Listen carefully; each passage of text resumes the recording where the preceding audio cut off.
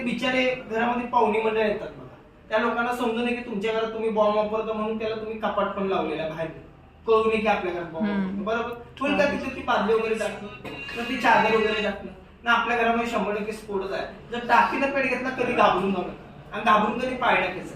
पाणी जर टाकलं तर भडका मोठा होणार, आणि माती जर टाकली तर क्षणात भडका विझणार आहे. मला सांगा, घरामध्ये सिलेंडर वापरताय म्हणून मातीच्या बाटल्या तरी कित्येक लोकांनी भरून ठेवल्या आहेत का? कोणत्या असतील आपल्या घरी भरपूर, पण ओल्या काही कामाच्या नाही. ज्यावेळेस 30 वर्ष आपलं घर कुटुंब सुरक्षित दिवस येत आहे ना, मातीची गरज ना कशीच गरज, ते तुम्हाला पुढे प्रात्यक्षिक दाखवतो. पण गॅस चालू ठेवला, गॅसचा वास येतो कोणा